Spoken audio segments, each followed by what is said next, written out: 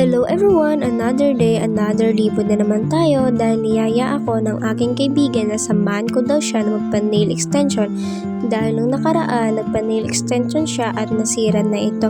Kaya naman gusto niya na palitan ulit ng bago at gusto niya ulit ako na sumama. Ako naman hindi makatanggi, ikaw ba naman na ililibre, aayaw ka pa.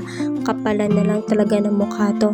So ayun na nga, marami na ako nasasabi. Nandito na kami ngayon sa lutod-lutod at nagmamadali nga ito yung kasama ko dahil before mag 1 PM daw yung call time nila at 12:49 na. Relax lang be, hindi ka naman niya mapapagalitan Customer is always right, diba? Kung magtatanong siya sa'yo kung bakit ka late, sabihin mo lang na may 2 pagong na hinintay mo pang tumawid kaya ka na late. So, sa gusto pala magpa-nail extension, punta lang kayo sa page ng Channels at mag-message kayo sa kanya. Promise be, hindi kayo magsisisi. Worth it yung babayaran nyo. 2,000 years later. So ayun nga, pagkatapos namin magpa-nail extension ay dumiretso na kami sa merkado para bumili ng stick-o dahil nagka-crave daw siya ng stick-o. Pagdatingan namin doon ay nahirapan daw siya mamili kung ano bang masarap na flavor na gusto niya. Sabi ko naman sa kanya kahit anong flavor be, masarap naman yan. Kaya ayun, tinatlo niya na para sure. Ang masama lang dito ako na hindi makakain ng stick-o niya, ako pa itong pinadala niya. Sobra na talaga siya diba? Ang galing, sa akin pinahawak lahat, pati magbayad sa cashier ako pa. Pero dahil hindi ako makareklamo dahil nilibre niya tayo, kaya sige lang be, mahal naman kita kahit ano pang bilhin mo, kaya kong buhatin para sa'yo.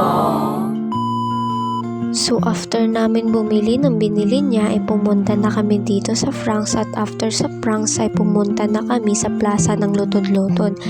Pero bago yun ay hindi talaga mawawala yung kape. Kaya naman bumili muna kami ng kape dito sa Don Macchiato's iced coffee nila.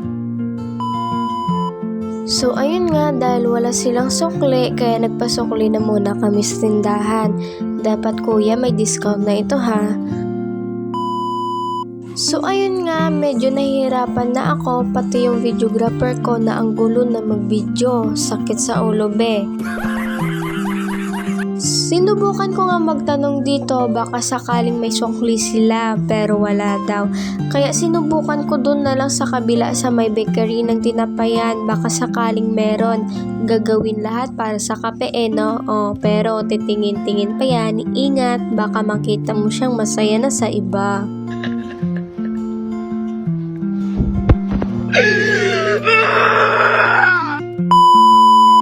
At sa sobrang katangahan mo, bigla ka nasagasaan, hindi na nakasurvive yung kape, tapos bigla mo pang nalaman na may kapiling na siyang iba.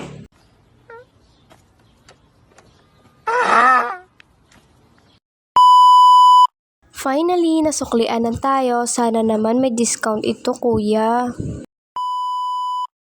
Diba? Worth it yung hirap natin, B.